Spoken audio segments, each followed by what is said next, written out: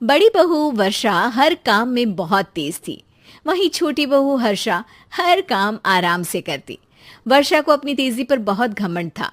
वो बात बात पर हर्षा को ताना मारा करती। एक दिन वर्षा किचन में खाना बना रही होती है और हर्षा से कहती है, देवरानी जी, इतना धीमे धीमे खाना बनाओगी तो लोग भूख से मर जाएंगे। पिछले जन्म में कछुआ थी क्या? मेरा तो पता नहीं, आप बहुत तेज हो। आप पिछले जन्म में घोड़ा थी क्या? वर्षा आराम से चली जाती है। खाना खाने के बाद वर्षा का पति गौतम, हर्षा का पति लोकेश और उनके माता पिता बैठकर टीवी देख रहे होते हैं।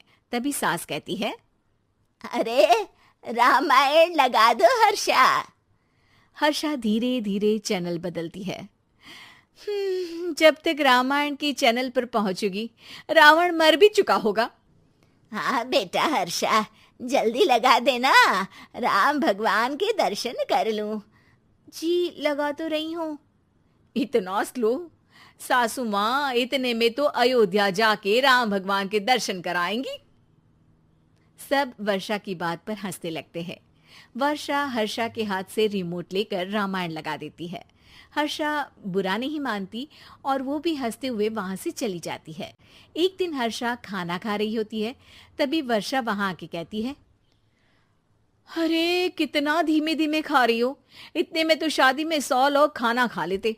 आधे घंटे से खाना खा रही हो तुम। अरे खाने को चबा चबा कर खाना चाहिए।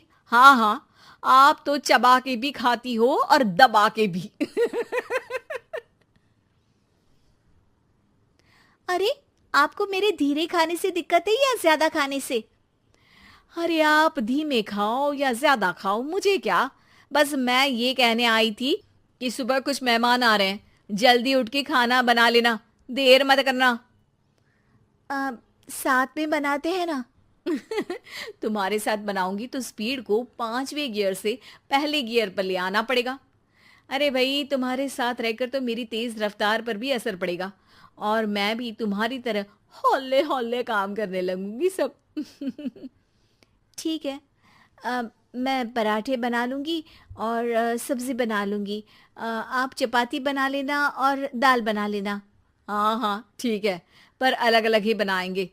अगले दिन हर्षा जल्दी उठ के काम करने लगती है और वर्षा सुबह उठ के ये सोच के वापस सो जाती है कि काम तो वो तेज कर ही लेती है। अगर थोड़ी देर सो भी जाएगी तो भी हर्षा से पहले तो काम निपटा ही लेगी। हर्षा बेटा, आज भगवान के लिए थोड़ा जल्दी हाथ चलाना। हाँ, मेहमान आने ही वाले हैं। जी हाँ माँ, आटा गूंद लिया है, आलू उबल रहे हैं, पराठे बनाने ही वाली हूँ, फिर सब्जी भी बना लूंगी। इतने में ही वर्षा वहां आ जाती है। माँ जी, मेरा तो आप टेंशन ही मत लो, अभी उठी हूँ, लेकिन देखना खाना फटाफट राजधानी एक्सप्रेस की स्पीड से बना दूंगी।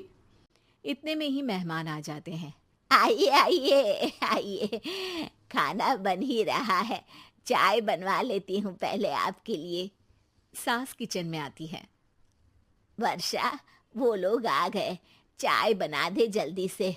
हर्षा को नहीं बोल रही क्योंकि वो तो सुबह की चाय देने में शाम कर देगी। चाय बन भी चुकी है माँ जी। वर्षा तेज ही नहीं, सबसे तेज है। आप चलिए, मैं चाय लेकर आती हूँ। वर्षा मेहमानों के सामने चाय लेकर जाती है। ये हमारी बहू है वर्षा, तेज वर्षा कहते हैं इसको। हर काम में इतनी तेजी रखती है जैसे मिल्खा सिंह भाग रहा हो। अरे वाह वाह, फिर तो खाना भी जल्दी मिलेगा हमको।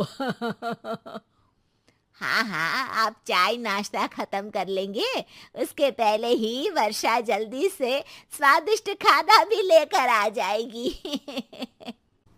वादा तो कर लिया जल्दी खाना देने का। आपकी चपाती भी नहीं बनी और दाल भी नहीं उबली। फिर भी तुमसे पहले काम खत्म हो जाएगा मेरा। तुम्हारी तरह नहीं हूं, घड़ी की सबसे पतली सुई की जैसे धीमे धीमे धीमे काम करती हो तुम। बस वर्षा अपने तेज हाथों से दाल कुकर में चढ़ाती है और आटा निकाल के गूंथने लगती है। थोड़ी देर में कुकर की तेज सीटी बजती है और वर्षा का हाथ डोल जाता है। आटे में पानी ज्यादा पड़ जाता है। अरे रे, आटा तो ज्यादा गीला हो गया। वर्षा जब रोटी बेलने लगी तो एक भी रोटी गोल नहीं बन रही थी। कोई रोटी श्रीलंका के नक्शे जैसी थी तो कोई रोटी ऑस्ट्रेलिया के नक्शे जैसी बनती। वर्षा चिढ़ जाती है। कुकर फिर से जोर से सीटी मारता है। सास बाहर से आवाज देती है, वर्षा बेटा, आज स्पीड थोड़ी कम लग रही है। टाइम और लगने वाला हो तो बता दो बेटा। वर्षा को ये बात सुनकर बहुत बुरा लगता है। वो सोचना भी नहीं चाहती थी कि कभी उसकी तेजी पर कोई सवाल उठेगा। वहीं हर्षा धीमे धीमे अपना काम करती रहती है।